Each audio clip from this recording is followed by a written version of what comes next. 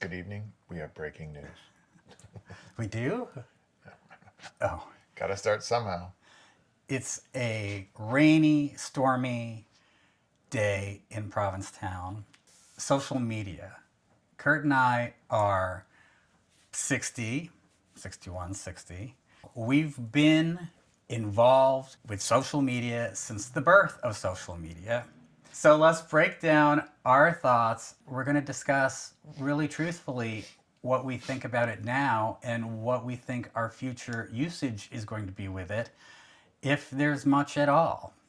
Corey's gonna talk the most because I was never on anything. Don't believe that. No, I was on AOL. I found you, then everything's fine. Now I'm done. Now I'm gonna go back to books. Oh, Yeah. you didn't need anything more. Yeah. No, You I was found me. fine. Oh, that's so sweet. Facebook. It seemed so sweet and innocent when it started. Just like you. I was so enamored of Facebook. I remember calling it the new long distance calling. I said, this is great because you can communicate with your family. And it's not just like email. You can send each other pictures and you can be in a group with your family and your friends, and everybody can share things with each other and everybody can keep up with one another. Is it still around? Facebook? Oh, Yes. Well, yes. cool. Not in a good way necessarily. For a while, Facebook was so great because it was simply a way to get warm fuzzies from one another. Facebook was not big, it was not intrusive, it was simply a tool. It was a communications tool that you could really control. And I thought everybody should be on it because it's going to bring the world together. Wow, was I wrong about that? I never got on Facebook. Why? I just saw that stuff, to be honest with you, I'm not very religious, as evil. I mean, when I started looking at it, like I'd get on his sometimes, it was just inundated with crap. I was looking up friends in my fraternity and stuff like that, and everybody's stuff's right out there for everybody. And I'm thinking, well, that's.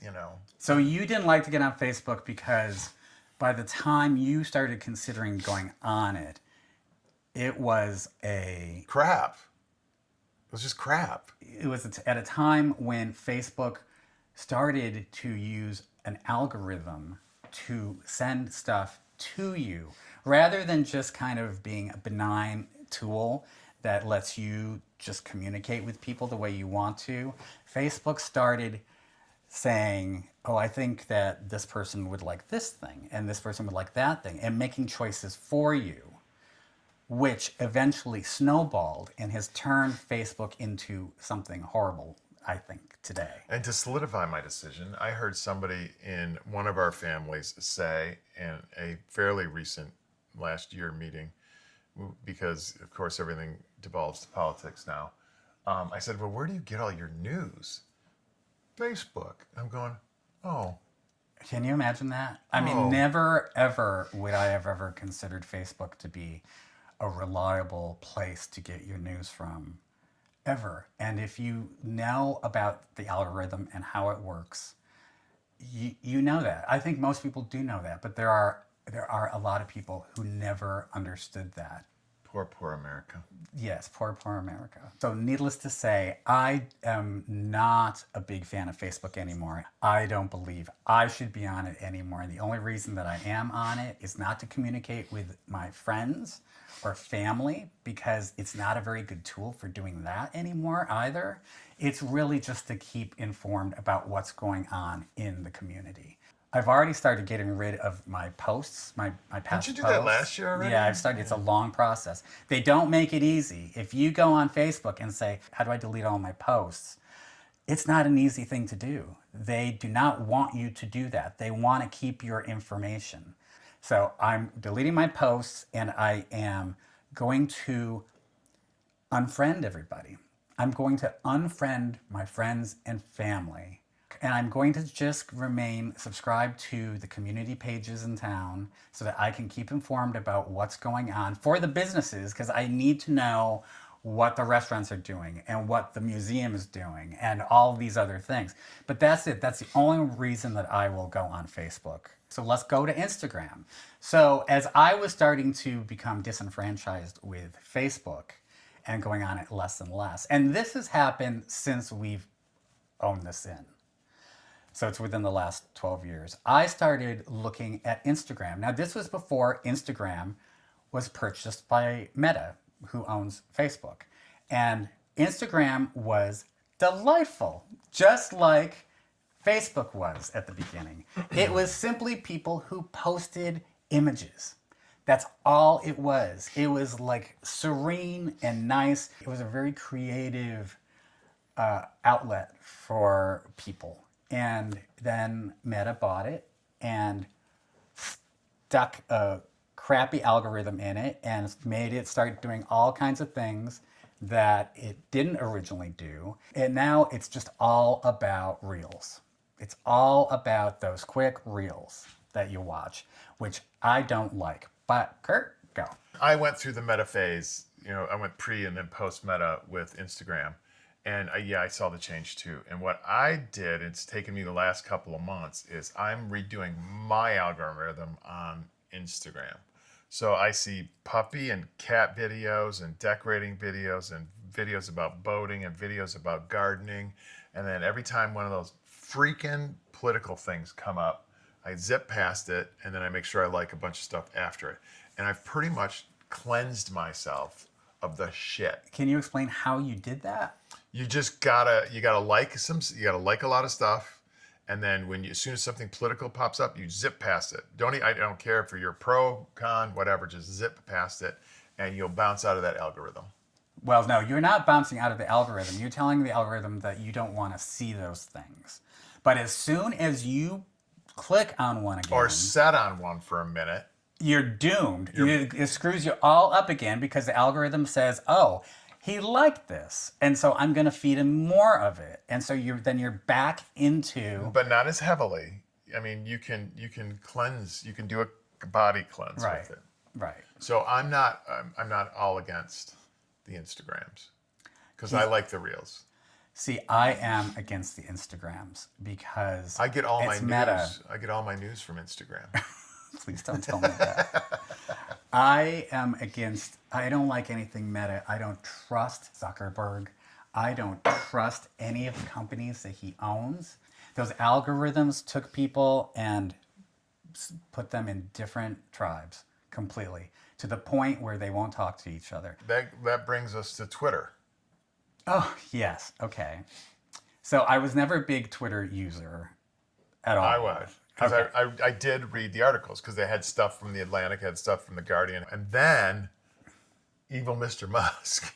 I don't blatantly dislike something because of who owns it. I just don't like what they do with it sometimes. But again, I can't get out of their algorithm. Elon won't let me get out of that algorithm, so I'm seldom on there. But I have noticed like little things on top is following and for you. These two little headers, and if you just click on the for you and you've got all your likes that you've done in there and stuff, you don't get into as much as the political stuff. It's hard to make connections on those platforms anymore. Now people are going to get an impression that we're political or something, and I don't want to get political. No, I would feel this way, honestly, no.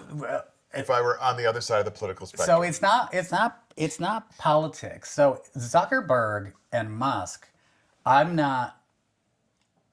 don't love their politics, but I am not unfollowing or not using Meta products or Twitter because of politics. I don't like what they've done Right. with those platforms. What they've done to and us all. and what that has done to everybody in the country, in the world.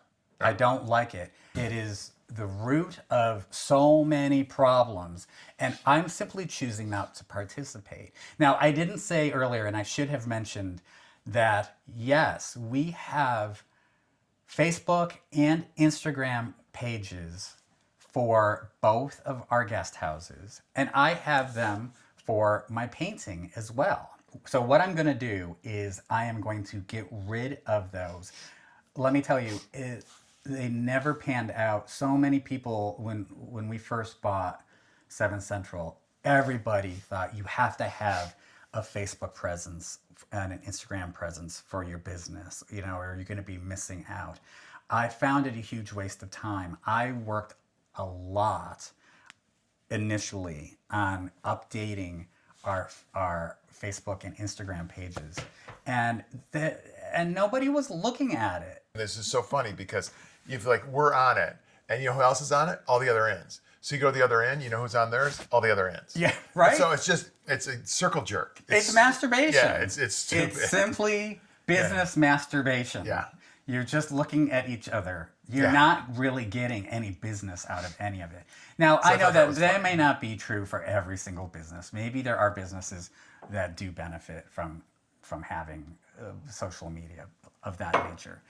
But I realized a long time ago to get rid of it, and our business increased. And Blue Sky Sky hasn't become corrupted yet. So we have a InnDaddy presence on Blue Sky, but I am going slow on Blue Sky because I've learned from the other social media platforms that it can turn bad very quickly. Now, that leads us to YouTube. Why are we doing YouTube? Isn't that social media? It is a form of social media, but it's not quite the same sort of social media. So is there enough of a separation that in your mind you can say this is not part of that group? I believe so. So YouTube feels different to me. YouTube still seems like a fairly kind refuge from the muck that's out there. Now, listen, I am fully aware that YouTube has an algorithm, and you can be fed all kinds of crap on YouTube if that's what you train the algorithm. Does it go without saying that don't get your news from YouTube? I think don't get your news I don't from see the YouTube. ugly side of YouTube. There's just lovely content by great people on YouTube, and it hasn't been ruined yet, and I hope it doesn't. And there's lots of great videos about boats too. There's also great videos about goofy innkeepers who live at the tip of Cape Cod. We should watch those. We should watch those. Yeah. What I like about this medium, this vlogging medium, is the connection. I love that it allows me to be creative and provide you with something that hopefully you find entertaining and fun to view. See, I know there's value to that because the two channels that I watch. That's what they do for you. That they're my new TV. We don't watch TV anymore. No. I like YouTube because you can select what you watch. I like YouTube if you're a halfway intelligent person, you won't get sucked into what I call outrage porn. I didn't coin that. I forget who coined that. But a lot of stuff on a lot of these things are what I call outrage porn. It's clickbait shit, and I don't fall into that. And you know what? I just thought of this. You know, we're all on this because we're trying to. I don't know if we all realize it or not, but you're trying to connect. You're trying to become part of a tribe. It's actually for us devolved back into one-on-one or familial conversations. We text now. Mm-hmm. He doesn't use a Facebook. So we've digressed back to what all this stuff started to be. Our friends and our families use text the way we used to utilize Facebook. Isn't that funny? Texting is what Facebook used to be when it started. Yeah. Right? Isn't that funny? I'm brilliant. You are brilliant. Oh my God. Oh gosh, I love it. But I guess, you know, like something that we wanted to impart upon people is, you know, somewhere along the line, the reason that we don't like a lot of these things is because of what they become. And I think that we hold them, if we held a mirror up to them, that's what we've all become. We've all become this tribal thing that is not beneficial to anyone. And so someone's just got to raise the flag and say, enough. And social media, these sweet social media platforms that were meant to connect in good ways have turned on us. They've turned on us. They've become these things that separate us and tear us apart. So I am cutting loose. What's supposed to be a town square becomes a shopping mall of crap. Yeah. Yeah. It's the lowest common denominator. Yeah. And click on me because I said blankety blank blank. Yeah. I basically suck you in. I've been abused by social media, and I'm getting out of that relationship. And we're not supposed to live this way, you guys. I don't want to get preachy, but we're not supposed to live with all this hate going on. We really aren't. It's not natural. Well, No. But social media, these platforms aren't natural. No, and you're not supposed to know what everybody's doing in every corner of the world. Concentrate on your community. I think with YouTube, the key is to use it for joy, because there are so many people to celebrate and to laugh with and to learn from on YouTube. And that's the beauty of YouTube. I really believe And I know that. a lot of you are going to get back and say, well, that's the beauty of Instagram and that's the beauty of whatever. And we're just telling you about our personal experience. Right. Okay. Right. I stopped finding the beauty in those platforms. Wrap it up for us. Everybody out there, act like Lily Tomlin when she was doing the phone girl. And just unplug. Yeah. Remember one ringy dingy, two ringy? Yeah. Yeah. Just unplug it. Is that cocktail hour yet? Yeah. Yeah. I think so. It is. It's cocktail hour now. Unplug. All right, folks. Thanks so much. Cocktail hour. Bye.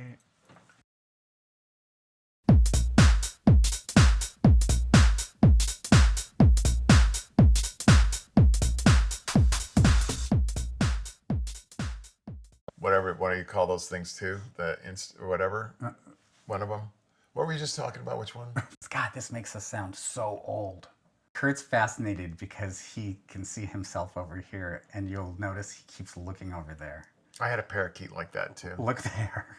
The parakeet actually died pecking itself Yes. in a mirror. That's how I'm gonna lose Kurt, I'm sure. Can you do this? Are you okay? No, I can never do it. What? I was gonna go get my iPad. I am Ricky Ricardo to his Lucille Ball. And I've been on a riff of brilliance.